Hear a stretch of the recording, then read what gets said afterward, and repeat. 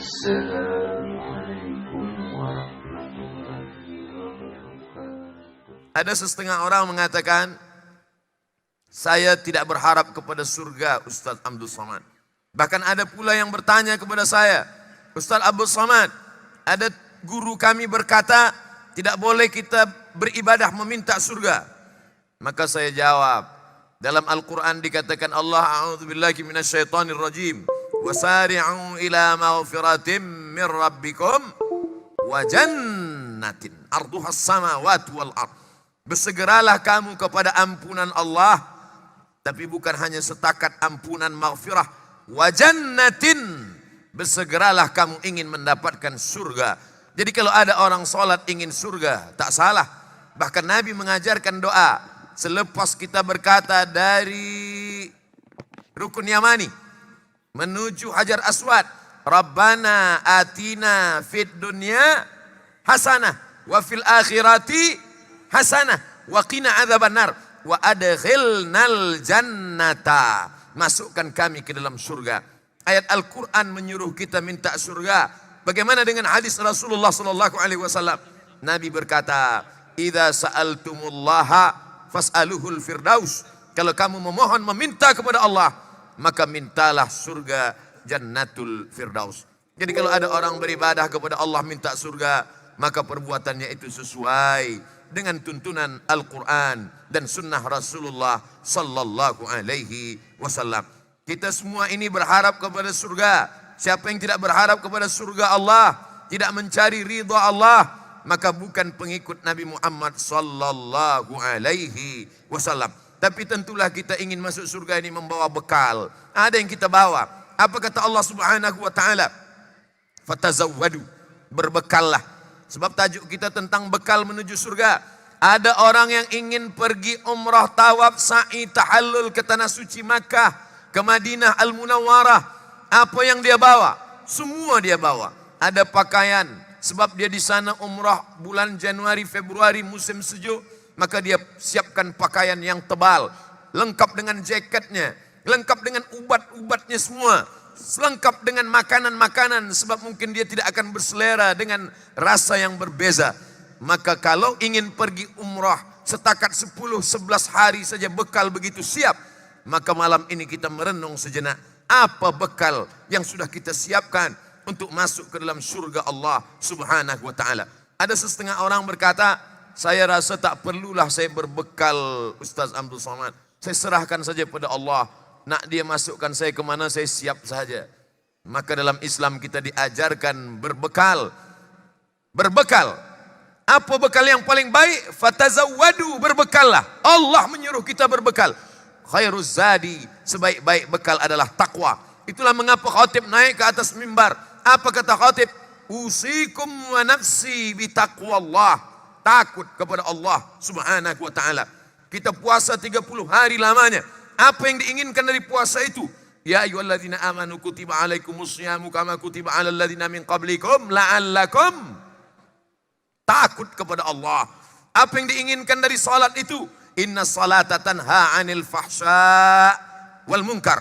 Apa yang diinginkan dari haji itu? Faman farada fihinnal hajja fala rafatha wala fusuqa wala jidala. Semua tujuan dari ibadah-ibadah kita itu adalah menanamkan rasa takut kepada Allah Subhanahu wa taala. Bahkan ada satu doa khas yang diajarkan Sayyidina wa Maulana Muhammad sallallahu alaihi wasallam.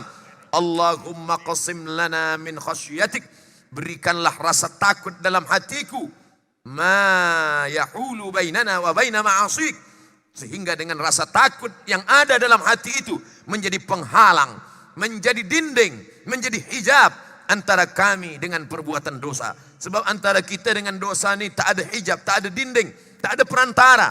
Antara kita dengan dosa ini, yusbihu mu'minan, paginya menjadi orang beriman, wa yumsi kafiran, petangnya boleh jadi menjadi kafir, wal iyadzubillah, wa na'udzubillah. Apa yang membuat kita terhalang, terhijab daripada dosa?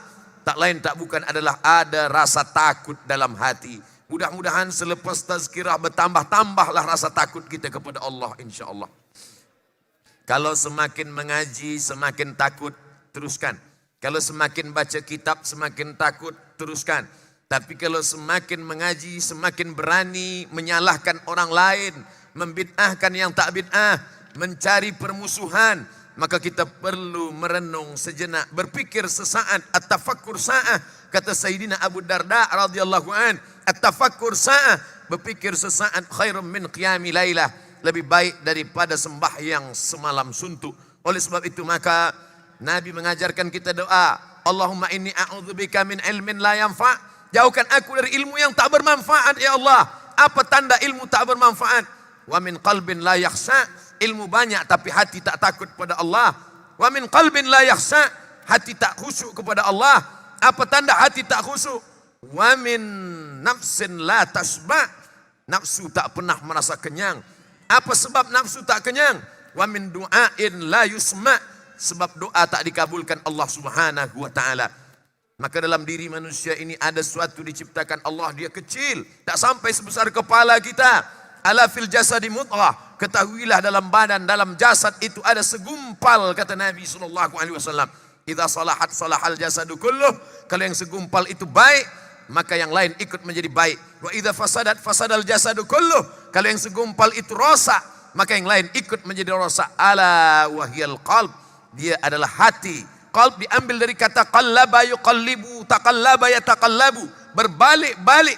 Maka kita minta kepada dia yang punya hati, ya muqallibal qulub, wahai engkau yang punya hati. Hati memang ada dalam diri kita.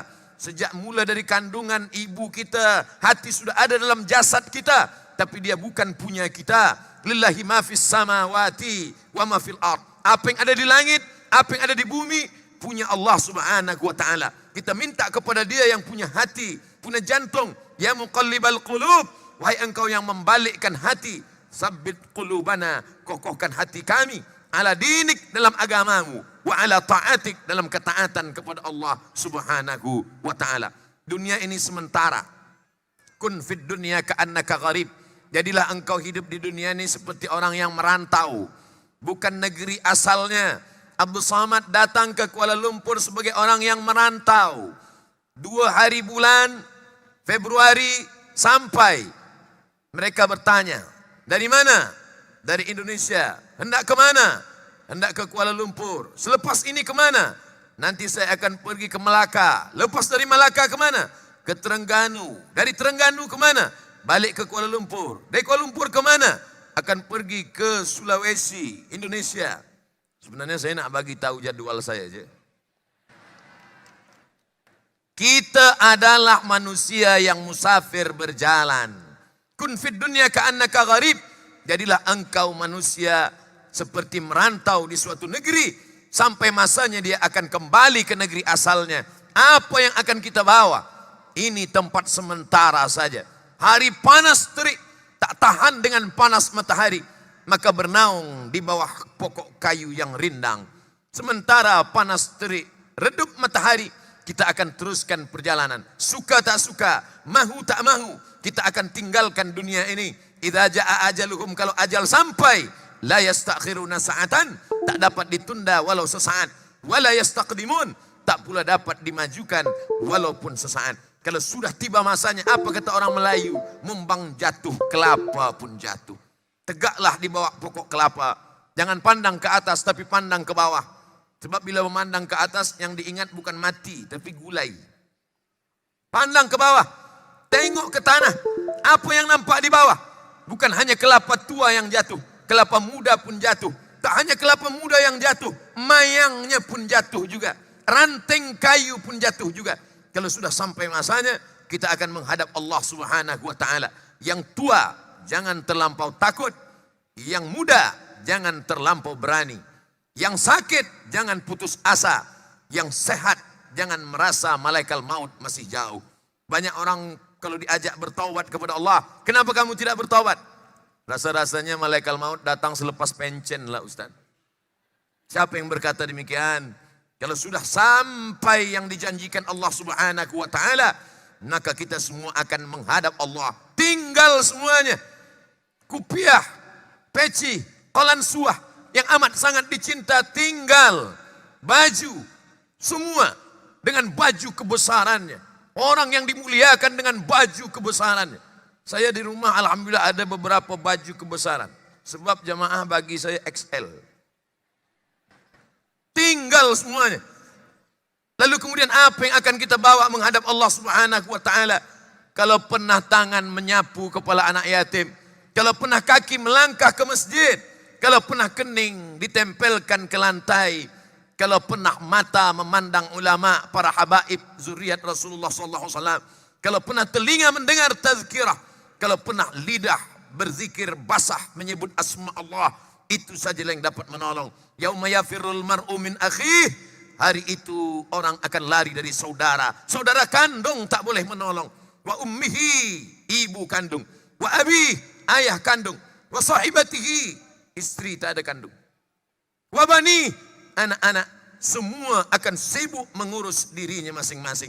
Oleh sebab itu, bekal yang akan kita bawa, sesuai bekal apa yang kita bawa, dengan bekal itulah kita akan masuk ke dalam pintu-pintu surga yang dijanjikan Allah Subhanahu wa taala.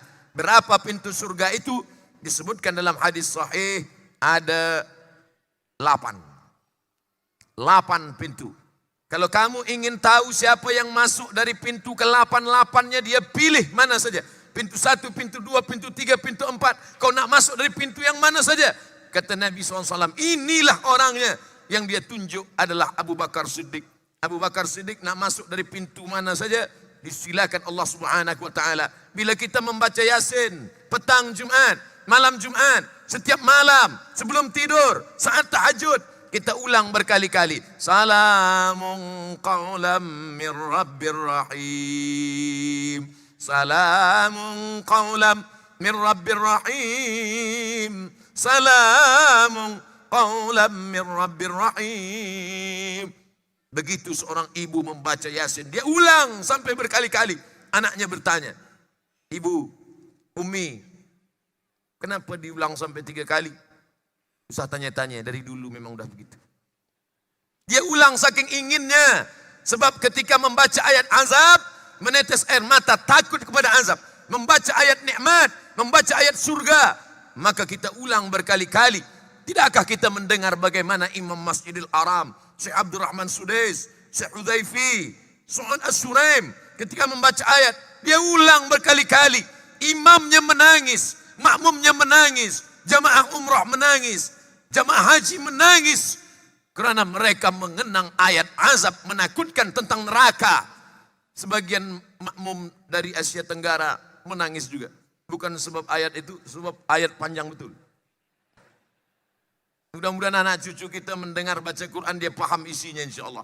Wa idza tuliyat alaihim ayatuhu, kalau dibacakan ayat-ayat Al-Quran, zadatkum imana, bertambah iman mereka kepada Allah Subhanahu wa taala. Maka pintu yang pertama, sesuai dengan bekal yang kita bawa. Apa bekal yang engkau bawa? Masuklah dari pintu babus shalah. Inna awwala ma yuhasabu bihil abdu yaumal qiyamah. Yang pertama kali dihisab, dihitung, dikira dari seorang hamba, salatuhu, salat.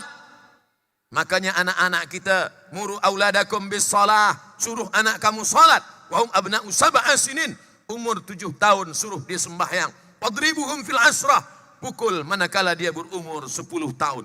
7 suruh, 10 pukul. Manakala saya sampaikan tazkirah ini di hadapan puan-puan, di hadapan perempuan-perempuan, di hadapan muslimat, apa kata mereka? Ustaz Abdul Samad, alhamdulillah, menyuruh anaknya senang, menyuruh bapaknya pula yang payah. Masya Allah, tabarakallah, wali'adzubillah.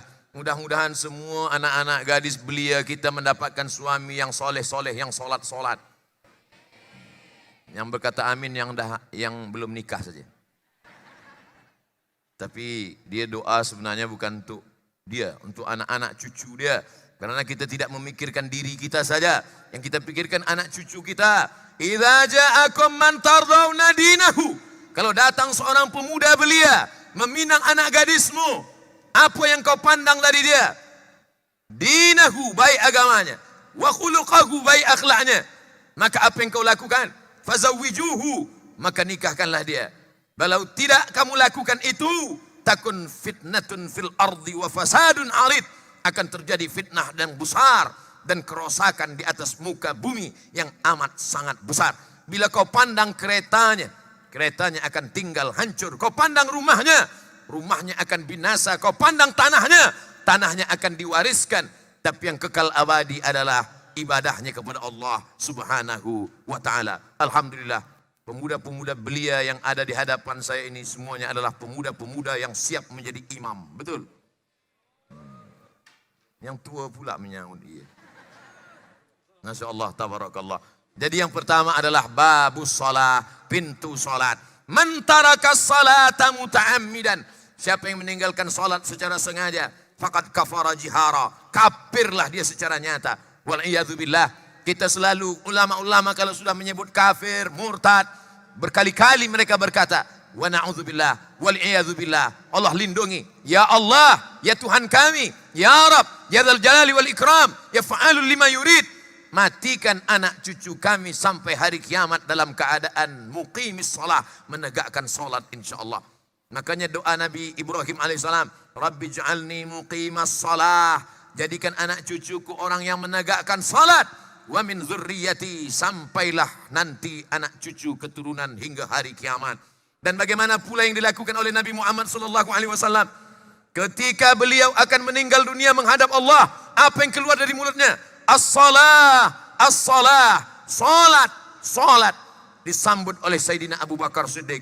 Apa kalimah pertama yang keluar dari mulut Abu Bakar semasa dia dilantik menjadi khalifah? Apa yang dikatakan Sayyidina Abu Bakar Siddiq? Qumu ila salatikum yarhamkumullah. Laksanakanlah salat. Sama ucapan Nabi menjelang meninggal dengan ucapan yang keluar dari mulut Abu Bakar Siddiq ketika dia dilantik pertama kali menjadi khalifah. Begitulah pentingnya perkara masalah salat, salat, salat. Bagaimana dengan salat yang tinggal-tinggal di masa lampau?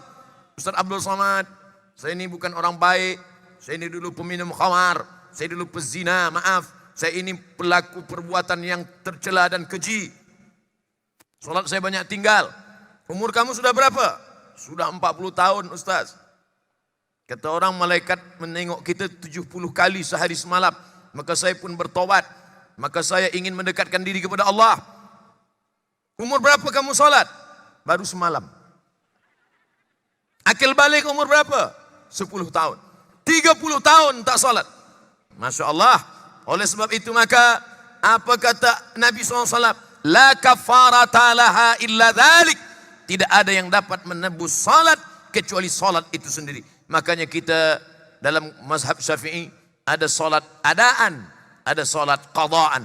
Usalli fardal isya 4 raka'atin adaan, tunai. Tapi ada yang mengganti salat-salat yang lama yang dulu kita tinggalkan. Usalli fardal isya'i 4 raka'atin qadaan. Selepas salat zuhur qadaan, selepas salat asar qadaan, selepas salat maghrib qadaan, selepas salat isya qadaan. Berapa lama? Selama yang ditinggalkan. Taubat 2020, cash 2050. Kalau malaikat datang sebelum itu, alhamdulillah, niatnya sudah sampai. Tapi jangan sebab saya bagi tazkirah malam ini semua solat mesti diqadha, diganti yang lalu-lalu, esok semua kaki tangan, semua yang bekerja tak lagi masuk office. Kemana semua? Dia ambil cuti nak qadha solat sebulan. Bukan begitu. Kita tanya para habaib, kita tanya para ulama, bagaimana melaksanakannya. Maka begitu yang diajarkan. Tetap kita qadha selepas satu salat. Sepakat 4 mazhab, yang paling tua Imam Abu Hanifah, Hanafi. Yang kedua Imam Malik bin Anas, Maliki. Yang ketiga Muhammad bin Idris, Syafi'i. Yang keempat Ahmad bin Ambal, Hambali. Bahwa salat yang lalu, yang lampau, begitulah beratnya. Tapi jangan gara-gara ini sebab tazkirah Abdul Somad. Sebenarnya saya ini dah lama ingin taubat Ustaz. Kenapa tak taubat? Berat betul, tak jadilah saya taubat. Tetap bertaubat. Tubu ilallahi taubatan nasuha. Man shalla isnatai asyarata raka'ah. Siapa yang salat 12 rakaat fil yaumi wal lailah, sehari semalam. Dia salat 12 rakaat. 2 rakaat sebelum subuh, 4 rakaat sebelum zuhur, 2 rakaat selepas zuhur, 2 rakaat selepas maghrib, 2 rakaat selepas isya. Saya ulang sekali lagi. Orang kalau belum makan malam susah mengingat. 2 rakaat sebelum subuh, 4 rakaat sebelum zuhur, 2 rakaat selepas zuhur, 2 rakaat selepas maghrib, 2 rakaat selepas isya. Man shalla isnatai asyarata rakaat, siapa yang salat 12 rakaat, bunya lahu bihinna baitun fil jannah, dibina Allah untuknya satu tempat di surga. Mudah-mudahan kita istiqamah qabliyah ba'diyah, qabliyah ba'diyah, qabliyah ba'diyah. Banyak orang tak salat sunat. Bila ditanya, kenapa awak tak salat sunat? Salat sunat itu dilaksanakan berpahala, tak dilaksanakan tak apa-apa. Itulah yang menyebabkan orang tidak salat sunat. Padahal raka'atul fajri khairum minad dunya wa ma fiha. 2 rakaat qabliyah subuh lebih baik daripada dunia dan seisinya. Salat sunat doa, salat sunat isyraq, salat sunat awabin, salat sunat tahajud, salat sunat witir, salat sunat ba'diyah. Maka perbanyak salat sunat Sayyidina wa Maulana Muhammad sallallahu alaihi wasallam punya anak perempuan bernama Sayyidatuna Fatimah. Sayyidatuna Fatimah punya anak lelaki bernama Sayyidina Al-Husain. Sayyidina Al-Husain punya anak lelaki bernama Sayyidina Ali. Nama datuk dia Ali, nama dia pula Ali. Ada 2 Ali. Bagaimana membezakan Ali pertama dengan Ali kedua? Maka dia diberi gelaran Zainal Abidin. Zain perhiasan, Abidin ahli ibadah. Mengapa dia disebut perhiasan ahli ibadah? Dia juga disebut dengan Imam As-Sajjad Dal. Banyak sujudnya kepada Allah. Kenapa? Karena dia sehari semalam 1000 sajadah, 1000 kali sujud. Sehari semalam keningnya dia tempelkan ke lantai 1000 kali sujud. Bukan kata Abdul Somad. Yang menceritakan itu adalah Imam Az-Zahabi dalam kitab Siyar A'lam An-Nubala. Zuriat Rasulullah, mengalir darah Nabi dalam badannya. Darah yang mengalir dalam badan tidak akan disentuh api neraka, tapi dia tetap bersimpuh sujud 1000 kali sujud siang dan malam. Bagaimana dengan kita? Kita kadang sujud juga, cuman tak sampai kening ke lantai. Sikit aja. Sikit aja. Na'udzubillah. Oleh sebab itu maka kita malu kalau kita baca sirah, sejarah orang-orang yang dekat kepada Allah Subhanahu wa taala. Yang pertama, bekal kita menghadap Allah adalah babus shalah. Bekal kita bawa salat, kita akan masuk dari babus shalah. Yang kedua, babur rayyan. La yadkhuluhu illa as-shaimun. Yang masuk ke dalam babur rayyan itu adalah hanya mereka yang membawa bekal. Beg yang mereka bawa isinya adalah puasa. Puasa Isnin dan Khamis. Puasa Ayyamul Bait 13, 14, 15. Puasa Asyura 10, 9, 10, 11 paling elok. Tak boleh 3, 9, 10, 11, 10, 11 saja. 10, 11 pun tak sanggup, 10 saja. 10 pun tak sanggup. Innalillahi wa inna ilaihi raji'un. Apa bekal kita menghadap Allah Subhanahu wa taala? Banyak perempuan-perempuan sanggup menahan untuk tidak makan. Awak tak makan, diet. Tapi untuk bekal menghadap Allah Subhanahu wa taala, yang berpuasa dietnya dapat. Yang diet puasa belum tentu dapat. Oleh sebab itu maka kita bawa puasa ini menghadap kepada Allah Subhanahu wa taala. Nabi SAW ditanya, mengapa engkau berpuasa hari Isnin ya Rasulullah? Dzaka yauma wulidtu, hari Isnin aku lahir. Wa yauma bu'itstu, hari Senin aku dibangkitkan. Wa yauma unzalu alayya, hari Isnin wahyu diturunkan kepada aku. Mengapa engkau puasa hari Khamis ya Rasulullah? Turfa'u fihi al-a'mal. Jumat, Sabtu, Ahad, Isnin, Selasa, Rabu, Khamis. Hari Khamis awal diangkat. Uhibbu an yurfa'a amali wa ana shaim. Aku suka ketika amalku diangkat, aku dalam keadaan berpuasa. Pemuda-pemuda sangat elok, sangat baik berpuasa. Pelajar-pelajar penuntut ilmu amat sangat baik berpuasa. Untuk apa? Untuk mengendalikan hawa nafsunya. Bergejolak, maka dengan berpuasa dia akan merasakan kedekatan muraqabatullah, musyahadatullah, penyaksian Allah, pengawasan Allah. Dalam saat berpuasa itulah dia merasakan Allah itu amat sangat dekat. Kita kalau tak makan, tak minum, terasa Allah itu dekat betul. Apalagi pukul-pukul 6 menjelang azan, dekat betul. Selepas azan baru agak jauh. Oleh sebab itu maka kita banyakkan bekal-bekal puasa. Puasa ini yang akan menolong kita.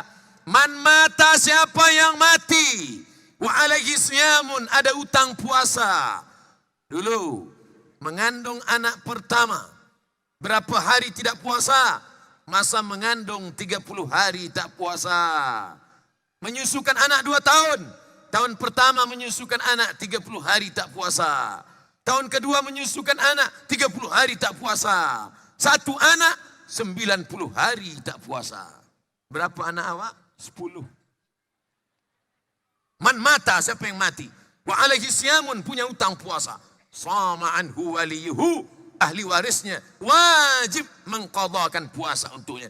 Oleh sebab itu, makcik-makcik, puan-puan, pemudi-pemudi, belia-belia, tulis berapa puasa yang tinggal dulu. Tulis, catat, yang sudah diqadha, bagi tanda sign. Sudah qadha, sudah qadha, sudah qadha. Simpan catatan ini di dalam bag. Manakala kita mati, ahli waris kita pun mencari surat-surat tanah. Insya Allah dia akan dapat surat itu. Mereka pun akan berbagi. Dia call adik dia, abang dia, kakak dia.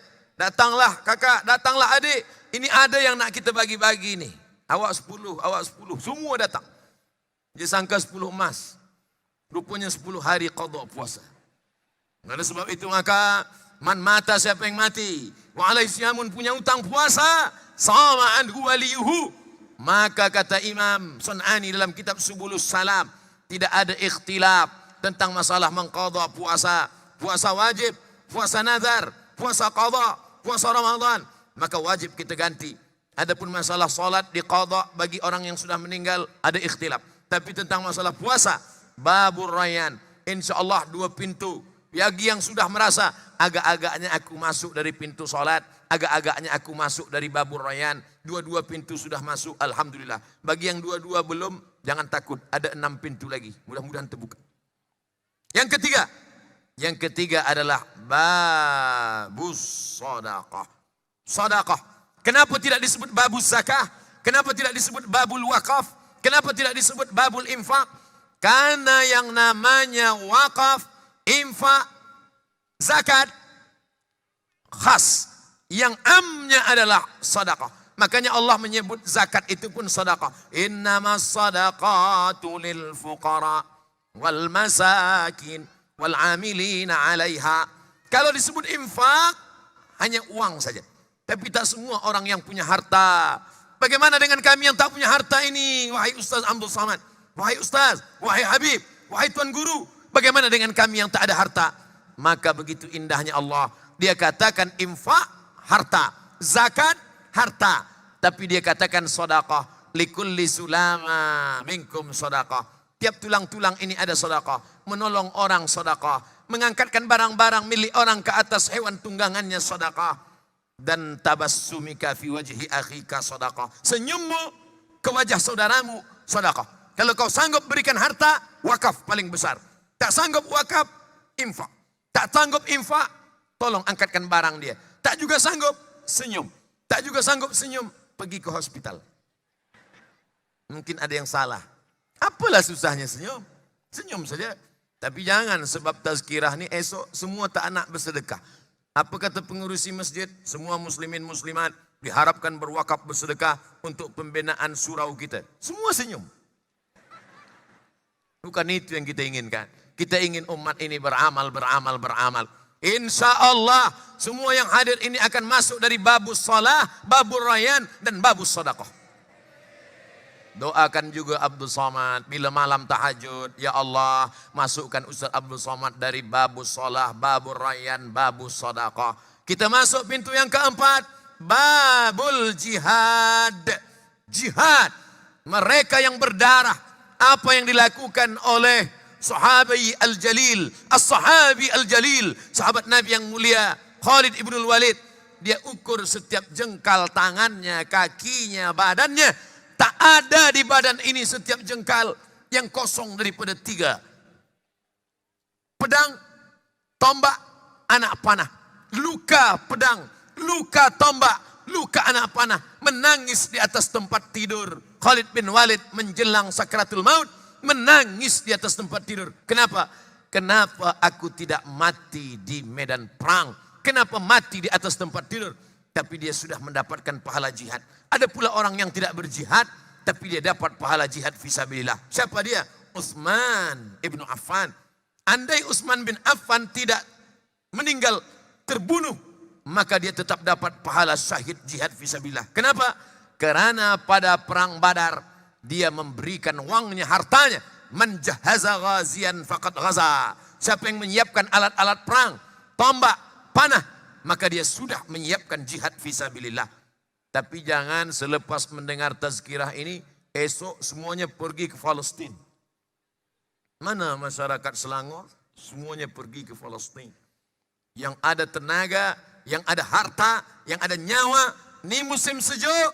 Saudara kita di Palestina, di Syam, di Yaman. Mereka memerlukan jaket, memerlukan makanan. Saya dikirimkan beberapa gambar tentang seorang perempuan tua tegak di atas ais salji.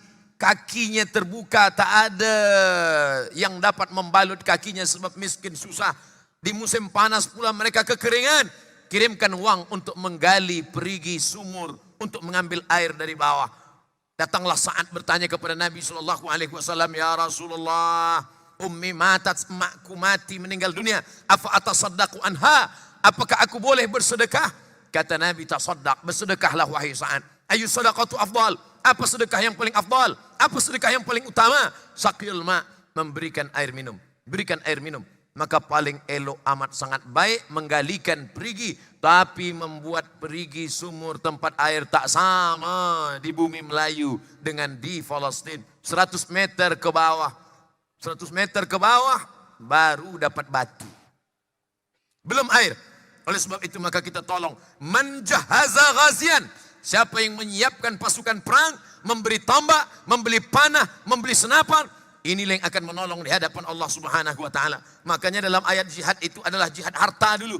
Hal adullukum ala tijaratin tunjikum min adzabin alim. Maukah kamu aku tunjukkan satu perniagaan yang dapat menyelamatkan kamu dari azab Allah? Syaratnya ada 3. Tu'minuna billah, percaya kepada Allah. Wa tujahiduna fi sabilillah, berjihadlah menolong agama Allah. Bi amwalikum, dengan harta kamu. Nyawa, nomor 2. Yang pertama kali adalah dengan harta. Kalau Ustadz bagi tazkirah, mari kita tolong saudara kita dengan nyawa. Semuanya berkata, saya siap mati Ustadz. Tapi kalau ditanya, mari kita tolong saudara kita dengan harta. Semua tertidur. Oleh sebab itu maka yang paling utama adalah wa tujahiduna fi sabilillah bi amwalikum, dengan harta kamu. Babus salah sudah, babul rayyan sudah, babus sedekah sudah, babul jihad sudah. Yang kelima. Sampai berapa nih Ustaz? Sampai 8 je. Takkan saya tambah sampai 9. Nabi mengatakan min abwabil jannatis samaniyah. 8 saja. Maka yang kelima adalah itu yang disebut dengan babul kaziminal ghaiz. Bab yang kelima, pintu yang kelima, bekal yang akan kita bawa adalah pintu menahan marah. Begitu adilnya Allah Subhanahu wa taala. Ada orang yang disuruh salat dia hanya fardu saja. Subuh, zuhur, asar, maghrib, isya. Disuruh puasa banyak-banyak. Saya tak boleh puasa Ustaz sebab saya sakit. Disuruh bersedekah, saya tak ada harta Ustaz. Disuruh berjihad, macam mana nak jihad? Puasa pun saya tak kuat. Tapi jangan sedih, ada bab yang kelima. Apa dia? Bekal yang kita bawa melalui pintu ini adalah babul kaziminal ghaiz, menahan amarah. Mari tahan marah. Tapi makna menahan marah ini bukan tak marah sama sekali. Banyak juga jamaah ini yang tak paham. Ustaz sampaikan jangan marah, la taghdab, la taghdab. Balik dari situ dia tak ada marah lagi. Tuan Haji, ya, anak gadis awak dibawa orang. Tak apa, bawalah, bawa. Oh, bukan itu mana tak marah. Masanya kita boleh marah. Islam bukan membuat kita tak marah. Nabi pun, apa nih Ustaz Abdul Somad nih marah-marah nih. Nabi kan tak marah, Nabi kan baik, Nabi kan lembut. Betul. Patah gigi Nabi. Berdarah kening Nabi. Berdarah kaki Nabi. Datang sahabat meminta, ya Rasulullah, marahlah ya Rasulullah. Angkat tangan engkau ya Rasulullah. Mintakan doa mustajab. Rata mereka dengan tanah. Apa kata baginda? Allahumma hdi qaumi fa innahum la ya'lamun. Berikan mereka hidayah. Mereka berbuat salah kerana tak tahu. Tapi ada saatnya Nabi marah. Nabi kalau untuk dirinya sendiri dia tak marah. Giginya berdarah dia tak marah. Keningnya berluka dia tak marah. Kakinya berdarah dia tak marah. Tapi manakala umat diganggu, ada ulama yang dibunuh, maka saat itu dia marah. Sebulan dia mengangkat tangan. Allahumma al'an Bani Ra'il, Allahumma al'an Zakwan, Allahumma al'an Usayyah. Laknat mereka ya Allah, laknat mereka ya Allah. Beza dengan kita. Kita kadang kalau agama kita dihina, kita tak marah. Tapi kalau diri kita dihina, baru kita marah. Kita mengaku pengikut umat Muhammad sallallahu alaihi wasallam. Jadi Ustaz Abdul Somad tak marah. Cubalah tengok Abdul Somad between haters and lovers. Adakah saya jawab, ada saya replay yang mengejek-ejek, yang membuli, yang mengolok-olok saya di Facebook, di Twitter, di WhatsApp. Tak ada saya balas. Cuba tengok di Instagram. Tak ada saya balas. Kenapa Ustaz tak balas? Sebab saya tak baca. Sebab bila saya baca, saya naik setan juga. Ini setan banyak. Maka tadi saya manakala berjumpa dengan Sayyidi Al-Habib, Ali Zainal Abidin, Habib, doakan saya supaya istiqamah. Atabarraku bikum, saya datang ni nak ambil barakah dengan Habib. Kalau tuan-puan tengok malam ni saya bagi tazkirah. Kenapa Ustaz Somad malam ni bagi tazkirah tak sama macam di YouTube? Tentulah beza. Maka dari tadi saya tak ada memandang Habib. Sebab bila saya pandang, hilang yang 8 tu. Masya Allah, tabarakallah. Boleh kita bersama ni, Masya Allah. Bersama kita di dunia ini, bersama pula kita nanti di surga, insya Allah. Sampai berapa tadi? Yang keenam adalah dari pintu bekal ini kita bawa. Wal'afina 'anin nas, memaafkan orang lain. Afa, ya'fu, afwan, afin. Orang-orang yang mampu memaafkan. Maaf itu dari bahasa Arab. Afa, ya'fu, afwan, ma'fu, maaf. Maaf. Memaafkan orang lain. Awak sudah maafkan dia, saya sudah maafkan dia, Pak Ustaz. Betul sudah maafkan dia, saya sudah maafkan dia, Ustaz. Kenapa tak datang ke rumah dia? Saya memang dah maafkan dia. Tapi kalau untuk menengok muka dia, rasanya 20.000, 30 baru boleh. Makna maaf adalah sebagaimana tapak kaki di atas pasir. Bila kita pijakkan kaki kita di atas pasir, itu nampak bekas-bekas tapak kaki kita. Maka datanglah angin berhembus. Manakala datang angin berhembus menghilangkan jejak-jejak kaki kita. Itulah makna maaf. Maaf artinya tak berbekas ke dalam hati. Abdul Somad ini apakah orang yang boleh memaafkan? Takut saya. Kadang kita bagi tazkirah ini, dia dulu ujian itu datang kepada ustaznya, bukan pada jamaahnya. Lepas tazkirah kita balik, kaki kita pun dipijak orang. Sanggupkah memaafkan orang lain? Oleh sebab itu ada orang yang masuk dari pintu bab al-afina 'anin nas. Pintu salat tak sanggup, kaki sakit. Pintu sedekah harta tak banyak. Pintu jihad jauh untuk berjihad fisabilillah. Pintu puasa sakit sakit lambung, sakit perut. Pintu menahan amarah, tapi ada satu pintu memaafkan orang lain. Bila orang nak ambil gambar, kita bagilah gambar yang elok. Sebab di beberapa tempat dia tak elok, tak betul. Dia ambil gambar masa saya sedang ni. Dia ambil gambar. Tak elok, sedang elok gambar. Yang ketujuh, apa dia tujuh? Itulah yang disebut dengan Babul Aiman. Babul Aiman. Ada pintu surga itu bernama Babul Aiman. Bila kita nak masuk ke Babul Aiman itu bekal apa yang akan kita bawa? Al-mutawakkiluna 'ala Allah. Mereka yang sentiasa bertawakal kepada Allah Subhanahu wa taala. Mereka yang bertawakal kepada Allah, mereka tidak dihisab, mereka terus saja masuk ke dalam surga dan pintu mereka adalah Babul Aiman. Masuk ke dalam surga Allah Subhanahu wa taala. Wasiqal ladzina taqaw rabbahum ilal jannati zumara. Mereka akan dibawa oleh malaikat ke dalam pintu surga Allah. Apa kata malaikat? Salamun alaikum. Selamat bagi kamu. Selamat datang untuk kamu. Tibatum, kamu sudah berbuat baik. Fadkhuluha khalidin. Masuklah kamu ke dalam surga Allah. Babul Aiman. Siapa dia? Orang yang bertawakal, sebenar-benar bertawakal. Wa 'alallahi falyatawakkalil mu'minun. Kalau sudah rezeki kita, maka tak perlu kita melampau batas Allah. La ta'tadu, jangan lampaui batas Allah. Sekarang orang banyak tidak yakin sehingga dia tidak bertawakal. Tapi jangan sebab tawakal tidak berusaha. Apa kata orang Melayu? Kalau rezeki tak akan kemana. Kalau sudah rezeki kita tak akan kemana. Apa kata Imam Al-Hasan Al-Basri? Alimtu anna rizqi la ya'khudhuhu ghairi. Aku tahu rezekiku tak akan mungkin diambil orang. Fatma'anna qalbi. Maka aku pun menjadi yakin. Rezeki kita lebih tahu di mana kita daripada kita mengetahui di mana rezeki kita. Saya ulang sekali lagi. Rezeki kita lebih tahu di mana letak kita daripada kita mengetahui di mana letak rezeki kita. Maka jangan takut. Tapi jangan sebab ini esok tak ada yang berusaha. Semua tak ada yang pergi mencari nafkah. Suami-suami tak ada yang pergi mencari nafkah. Dia tidur hingga pukul 9 pagi. Manakala istri dia, wife dia menjagakan dia. Wake up, jaga, pergi cari rezeki. Rezeki kita lebih tahu di mana kita daripada, oh ini ustaz sesat nih. Maka kita mesti juga seimbang. Kita ini namanya ahlus sunnah wal jamaah. Apa makna ahlus sunnah wal jamaah itu? Mengikut sunnah Rasulullah sallallahu alaihi wasallam.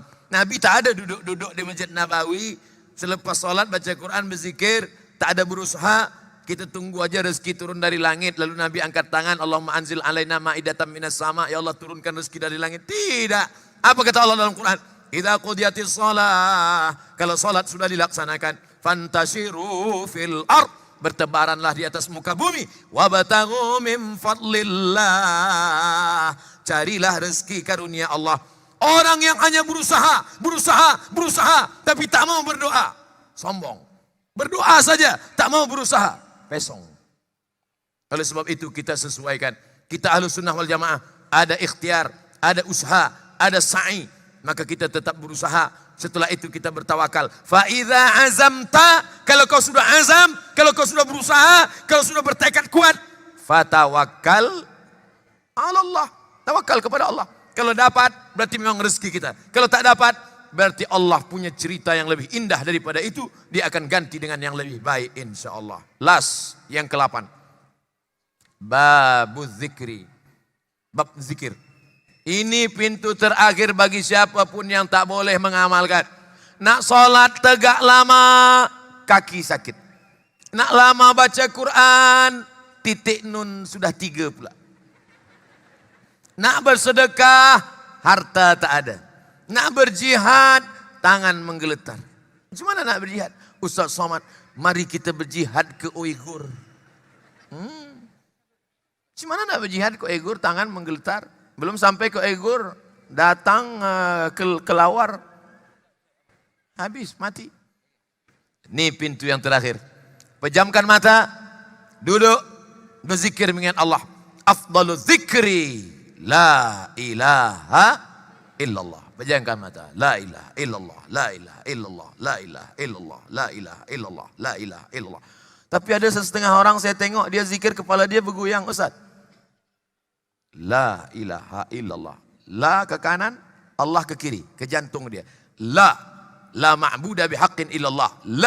La mahbuba bihaqqin illallah.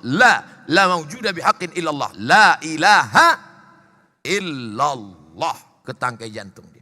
Itu bukan asal pusing, bukan asal geleng-geleng kepala aja.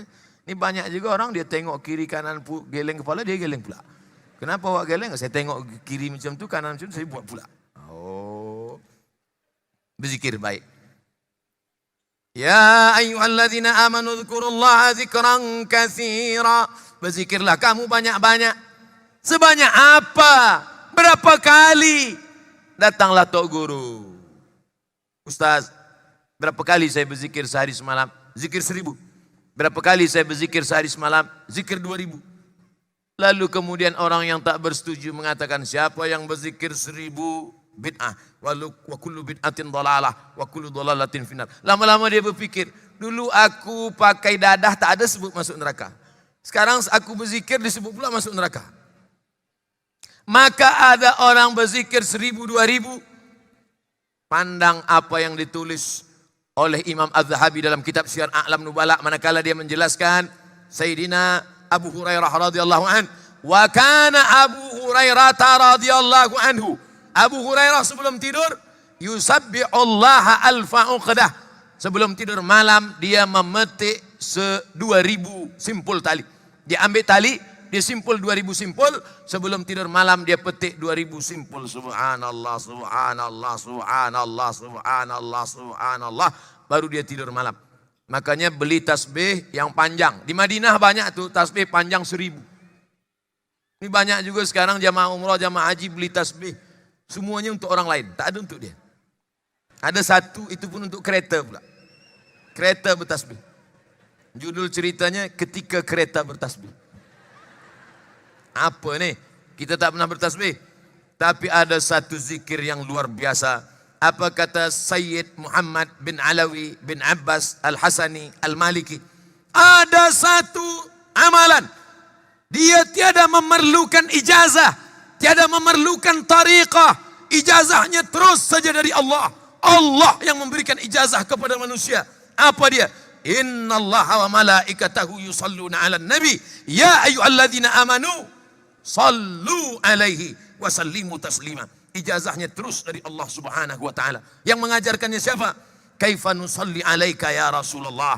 Kami tahu cara bersalam kepada engkau. Assalamu alaika ya Rasulullah. Assalamu alaika ya Habiballah. Assalamu alaika ya khaira khalqillah. Assalamu alaika ya safwatallah. Assalamu alaika ayuhan nabiyyu wa rahmatullahi wa barakatuh. Kaifa nusalli alaika. Bagaimana kami boleh berselawat kepada engkau? Nabi mengajarkan, Allahumma salli ala Sayyidina Muhammad wa ala ali Sayyidina Muhammad. Banyak-banyak berselawat. Yang belum berselawat, berselawat. Yang sudah berselawat, istiqomah selawat. Lazimkan selawat. Pagi selawat, petang selawat, siang selawat, malam selawat. Sambil memasak pun selawat. Sallallahu ala Muhammad. Sallallahu alaihi wasallam. Sallallahu ala Muhammad. Sallallahu alaihi. Ya Nabi salam alaika. Ya Rasul salam alaika. Ya Habibi salam alaika. Salawatullah alaika. Anak susah tidur malam, gendong dia. Sallallahu ala Muhammad. Kalau anak susah tidur malam. Kalau laki susah tidur malam, bawakan pisau. Tidur. Tidak, tak betul. Banyaklah berselawat. Sallallahu. Saya yakin dan percaya, semua yang hadir suka majlis ilmu ini adalah majlis yang selalu dari semula kecil dulu memang sudah dibiasakan berselawat. Betul lah, betul. Betul. Semua dibiasakan berselawat. Kecil-kecil lagi kita dah berselawat. Bagaimana kita tengok datuk-datuk kita dulu bila berjumpa, bersalaman. Allahumma salli ala Sayyidina Muhammad. Allahumma salli ala Sayyidina Muhammad. Allahumma salli ala Sayyidina Muhammad wa ala ali Sayyidina Muhammad. Aqrabu majlisan. Orang yang paling dekat majlisnya dengan Rasulullah SAW adalah orang yang paling banyak berselawat. Mudah-mudahan kita istiqamah dalam selawat insyaAllah. Amin. Ya Rabbal Alamin. Itulah 8 bekal kita. Dengan 8 bekal itu kita akan masuk ke dalam pintu-pintu yang sudah ditetapkan Allah Subhanahu wa ta'ala. Tadi saya mula pukul 9 suku, sekarang 10 suku. Sama di mana-mana saya bagi tazkirah 60 menit. Seperti yang tertulis di botol air minum 600 ml.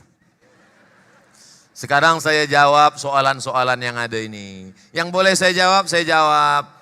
Yang tak boleh saya jawab, saya akan bawa balik ke Riau, ke Pekanbaru, ke Indonesia. Nanti saya akan jawab di sana. Kami akan buatkan videonya pendek. Nanti kami akan upload. Jangan lupa tengok Ustaz Abdul Somad Official. Subscribe, like and share. Assalamualaikum Al-Fadil Tuan Guru Dr. Abdul Somad. Waalaikumsalam warahmatullahi wabarakatuh. Saya ingin tanya, bagaimana kita nak dapatkan khusyuk dalam solat berjamaah dan solat sunat? Saya tak boleh menjawab. Ya, saya jawab hanya mendapatkan fatwa ulama saja. Di antara dulu ada buku kecil saya tengok ditulis oleh Ali Tahtawi dari Syam, dari Dimashq. Kata dia ada 5. Yang pertama, kita tidak boleh berbicara semasa wuduk. Kalau nak khusyuk sembahyang masa wuduk itu Seolah-olah kita ini sedang sucikan hati, sucikan diri. Kita banyak dosa mulut, masukkan air wudhu ke mulut, berkumur-kumur, keluar dosa lidah. Banyak dosa biji mata, kita sapu air, kita siram air ke muka, keluar dosa dari biji mata. Banyak dosa tangan, kita siramkan air wudhu ke tangan, hingga ke siku, keluarlah dosa-dosa dari tangan. Banyak dosa isi kepala, kita ambil air wudhu, kita sapu kepala hingga ke telinga, keluarlah dosa-dosa isi otak yang kotor hingga ke lubang telinga. Kita siramkan air ke kaki, keluarlah dosa-dosa hingga dari celah-celah jari-jari kaki. Hadis riwayat Imam Ibnu Majah.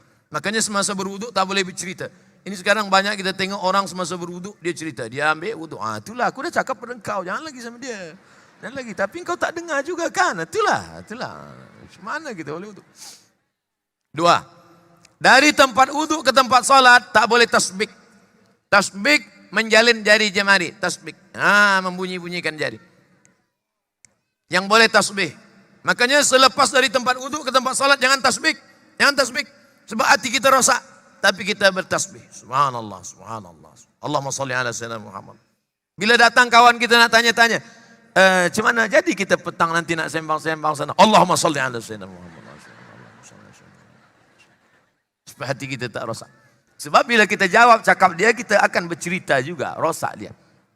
Keempat, masa mendengar panggilan azan itu adalah panggilan hari kiamat. Hayya 'alas salah. Itu adalah panggilan sangkakala hari kiamat. Ketika kiamat, maka azan. Makanya kata Imam Jalaluddin Abdurrahman As-Suyuti, siapa yang mendengar azan, kemudian manakala azan dikumandangkan dia bercerita, dikhawatirkan dia akan mati dalam su'ul khatimah. Dengarkan azan baik-baik.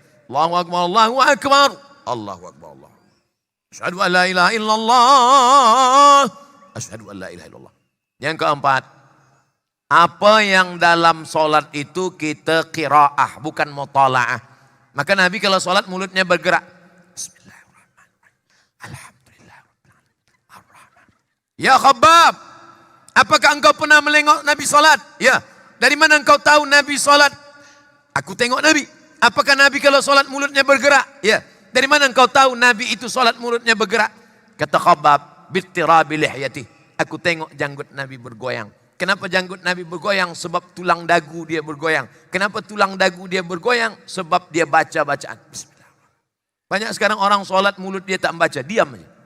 Udah mulut diam, nengok-nengok lampu pula ke atas. Apa yang hilang tak kemana-mana? Di manalah mereka beli lampunya kan? Cantiknya. Ada pula tulisan kaligrafi Al-Quran nampak di dinding. Oh, nampaknya ini dari Nasrul Quran Putrajaya nampaknya. 5. Fahami apa yang kita baca dalam solat. Inna salati wa nusuki wa mahyaya wa mamati. Saya tak suruh translate. Saya tak suruh terjemahkan dalam bahasa Melayu.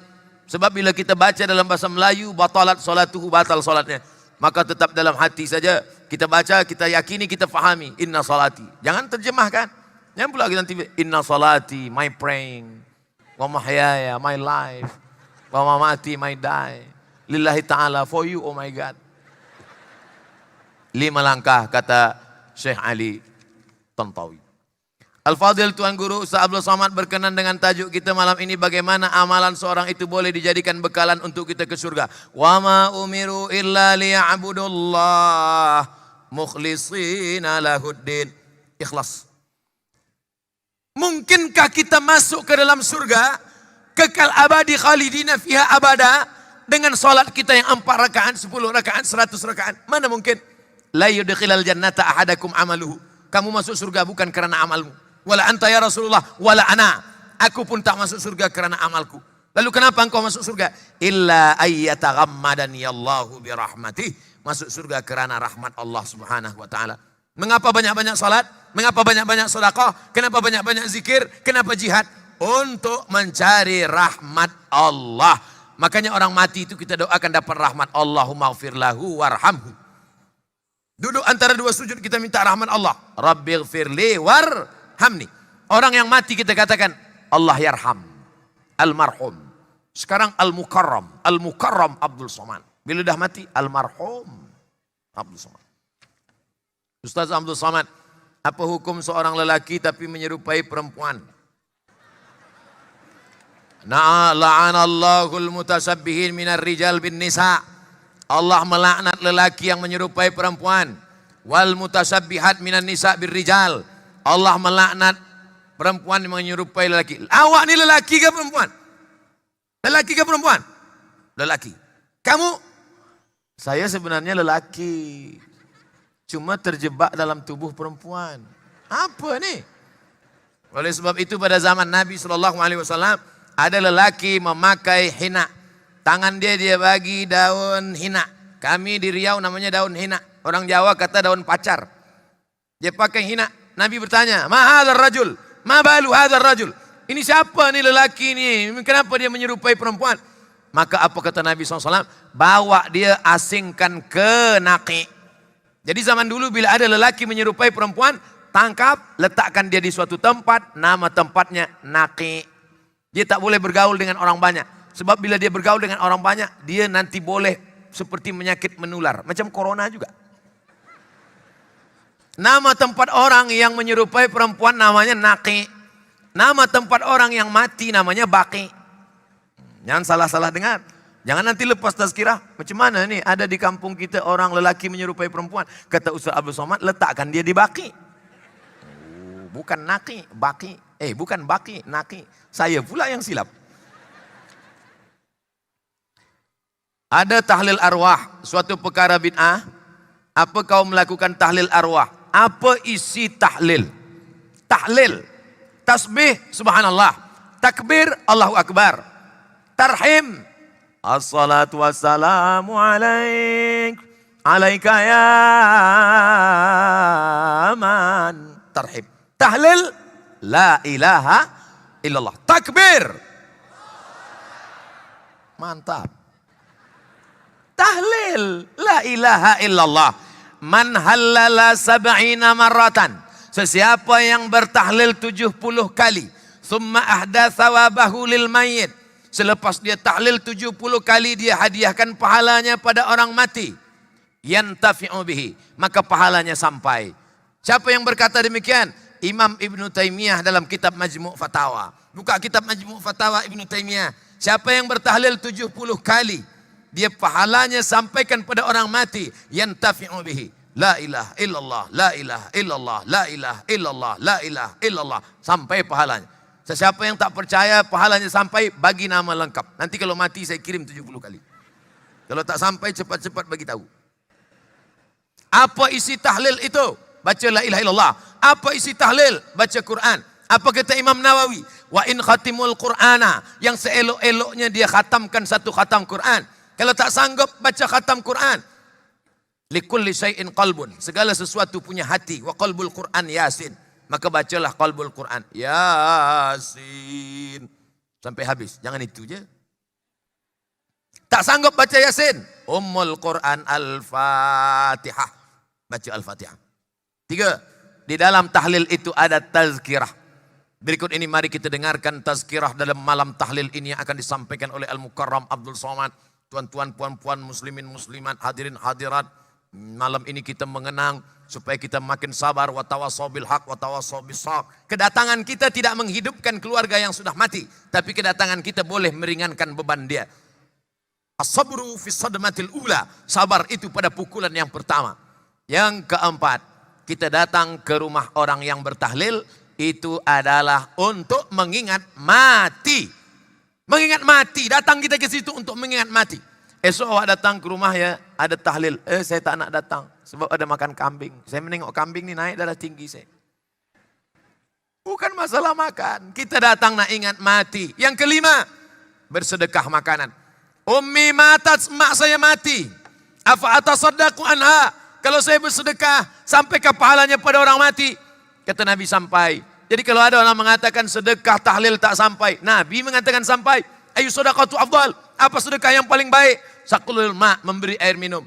Air minum aja sampai, apalagi teh tarik. Sampai. Oleh sebab itu kalau ada mengatakan tak sampai, maka dalil-dalil mengatakan sampai. Kenapa mesti 7 malam? Dalam Quran tak ada, dalam hadis Nabi tak ada, fatwa sahabat Nabi tak ada. Tapi kata Imam Atha dari kalangan tabi'in, ada orang yang meninggal dunia itu diuji kuburnya 7 hari 7 malam. Maka dianjurkan untuk meringankan ujiannya bersedekah ahli bait keluarganya 7 hari 7 malam. Maka yang paling elok 7 hari 7 malam kita pergi ke rumah anak yatim. Tuan pengetua rumah yatim, berapa anak yatim di sini? Ada 100 orang. 100 orang anak yatim di sini saya tanggung makannya 7 hari 7 malam. Lagi bagus. Jadi awak nak tanggung makan dia 7 hari 7 malam. Saya tanggung makan dia 7 hari 7 malam. Semuanya? Enggak, 3 orang aja. Kita tak ada duit banyak. Ustaz, apa hukum seorang lelaki? Apa hukumnya? Jelaskan pada kami apa hukum kalau tak ikut 4 mazhab. Kalau ada orang tak mengikut 4 mazhab, dia katakan saya tak nak ikut Imam Hanafi, saya tak nak ikut Imam Maliki, saya tak nak ikut Imam Syafi'i, saya tak nak ikut Imam Hambali. Tanya dia, nama awak siapa? Nama saya Abdul Somad. Berarti awak imam mazhab yang kelima. Apa dalil bermazhab? Fas'alu ahla dzikri in kuntum la ta'lamun. Ikutlah orang berilmu kalau kamu tak tahu. Abdul Somad jahil, dia tak tahu apa-apa. Dia tak hafaz Quran, dia tak hafaz hadis, dia tak alim dalam bidang usul fiqh. Maka dia mengikut orang yang tahu. Saya yang jahil ikut yang tahu. Siapa yang paling faham Quran menurut saya? Muhammad bin Idris As-Syafi'i. Sekarang ada orang yang sombong. Syafi'i manusia, saya manusia. Syafi'i makan, saya makan. Syafi'i tidur, saya tidur. Betul. Tapi Syafi'i di kepala dia 30 juzuk. Awak juzuk 30 pun hilang-hilang. Kita ni tak ada apa-apanya bila dibandingkan dengan Imam Muhammad bin Idris As-Syafi'i. Oleh sebab itu maka kita ikut para ulama, mengikut para habaib. Taraktu fikum amraini, ku tinggalkan pada kamu 2 perkara. Intamasaktum bihima, kalau kamu pegang yang 2 ini, lan tadillu, kamu tak akan sesat. Kitabullah Al-Quran, wa itrati ahli baiti, ahli bait, keluargaku, para habaib, zuriat Rasulullah. Ikuti para kajian habaib, mengikut mazhab mereka. Habib Umar bin Hafiz punya murid beliau langsung yang belajar kepada beliau, Sayyidi Al-Habib Ali Zainal Abidin. Mazhab mereka apa? Aqidahnya Asy'ari, fiqahnya Syafi'i, tasawufnya apa? Tasawuf Sunni, Junaid Al-Baghdadi, Abu Hamid Al-Ghazali. Ikut, selamat kita. Yang menjamin siapa? Hadis riwayat Muslim. Mengapa Nabi menyebut Ahlul Bait? Apa kata Imam Nawawi? Litamassukihim bisunnah. Ikuti Ahlul Bait kerana mereka berpegang teguh kepada sunnah. Bila waktu habis, bagi tahu saya. Ustaz Abdul Somad, waktu habis, cepat-cepat close, kita nak balik. Apa hukum lelaki memakai sutra dalam campuran 50%, 40%, 30%, 20%? Yang ada dalam hadis disebutkan, lelaki pakai sutra boleh isbu'ain, 2 jari saja. Ingin betul nak pakai sutra, pakailah baju sutra, cari 2 jari. Jahit 2 jari. Ustaz Abdul Somad, saya ini ada nazar sikit. Apa nazar awak? Ya Allah, bila aku kaya nanti aku nak pakai baju sutra. Batal nazar. Sebab apa? Sebab nazar melakukan perbuatan haram, batal. Kalau nazar haram boleh dilaksanakan, semua nak bernazar. Saya bernazar, Ustaz. Apa nazar awak? Nanti bila saya kaya, saya nak pakai dadah. Haram. Tak boleh. Tapi bila ingin betul, maka hanya 2 jari saja. Kenapa tak boleh pakai sutra? Kerana sutra pakaian penghuni surga. Siapa yang pakai sutra di dunia, di akhirat tak pakai sutra. Begitu kata ulama dulu. Rupanya sekarang, Masya Allah, Tabarakallah, yang membuktikan kebenaran ucapan Sayyidina wa Maulana Muhammad SAW, bukan orang Islam. Tapi mereka, apa guna? Rupanya dalam diri kita ini ada hormon. Hormon feminin, hormon maskulin. Feminin, perempuan. Maskulin, lelaki. Bila ada perempuan pakai sutra, dia makin lembut. Perempuan kalau dia pakai sutra, makin lembut. Lelaki kalau pakai sutra, hari ini keras, esok dia lembut. Laki-laki yang keras. Saya ni tak pakai sutra. Kalau ada orang bagi saya baju sutra agak sebulan, ceramah saya ni lembut. Jamaah. Na'udzubillah. Oleh sebab itu dia memicu pertumbuhan hormon feminin. Jangan pakai sutra. Jangan pakai emas. Dilarang Nabi. Uhillu dhahab wal harir lil unsa min ummati. Aku halalkan emas dan sutra bagi perempuan. Wa uharrimuhuma rir rijal. Aku haramkan bagi lelaki. Adakah semua yang hadir hari ini dikira amal yang baik dan dicatat amalnya dan dihapuskan dosanya? Man shalla alayya salatan, siapa yang berselawat kepadaku 1 kali, sallallahu alaihi biha asyra, Allah balas 10 kebajikan. Wa hutat anhu asyara sayiat, dihapuskan 10 dosa kesalahan. Wa rufi'an lahu asyara darajat, dinaikkan 10 darajah tingkatan kemuliaan. Semua yang hadir ini insya Allah pulang dalam keadaan bersih dari dosa-dosanya. Tapi utang tetap ada. Jangan balik dari sini, esok dia tagih. Mana bayar utang? Kata Ustaz Abdul Somad, semua bersih. Langkah pertama menghapus dosa, langkah kedua menghapus darajat. Langkah pertama menghapus dosa, langkah kedua menaikkan darajat. Langkah-langkah. Wa naktubu ma qaddamu wa atharahum. Kami tulis semua langkah-langkah tapak kaki mereka. Semua manusia pernah melakukan dosa kecil dan besar. Bagaimana cara yang Allah terima taubat kita sebagai hamba Allah? Syarat taubat kata Sayyidina Abdullah bin Abbas ada 3. Yang pertama an-nadamu fil qalbi, menyesal dalam hati. Yang kedua al-iqraru bil lisani, dinyatakan dengan lidah. Astaghfirullahalazim. Lebih panjang astaghfirullahalazim alladzi la ilaha qayyum wa atubu ilaih. Yang lebih panjang Allahumma anta rabbi la ilaha illa anta khalaqtani wa ana abduka wa ana ala ahdika wa wa'dika masata'tu. A'udzubika min syarri ma sana'tu. Abu'u laka bi ni'matika alayya wa abu'u bi dzambi faghfir li fa innahu la yaghfiru dzunuba illa anta. Kalau tak hafal gerak-gerakkan aja mulut. Pertama menyesal dalam hati. Yang kedua diucapkan dengan lisan lidah. Yang ketiga al-itmaru alla ya'uda ilaihi abadan. Tekad kuat tidak akan kembali kepada dosa. Semua yang pelaku dosa, semua yang sudah buat maksiat, malam ini dia bertaubat nasuha, insya Allah tidak akan kembali lagi pada perbuatan dosa. Amin.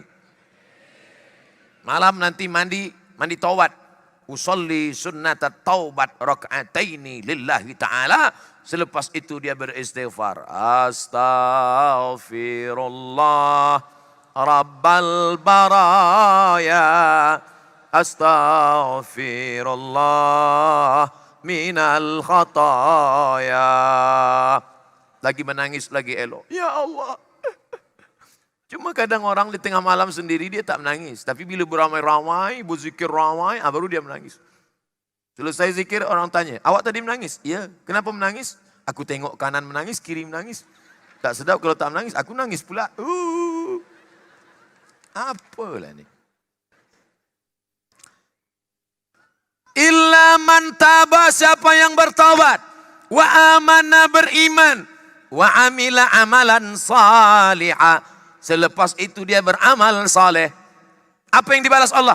Ulaika, mereka itu, yubaddilullahu sayyiatihim, Allah ganti semua dosa-dosa mereka, keburukan-burukan mereka semua diganti Allah hasanat. Bukan setakat ditutup Allah, tapi diganti Allah dengan kebaikan. Allahumma rzuqnal istiqamah, berikan kami istiqamah ya Allah. Allahumma rzuqnal husnal khatimah, berikan kami mati dalam keadaan husnul khatimah.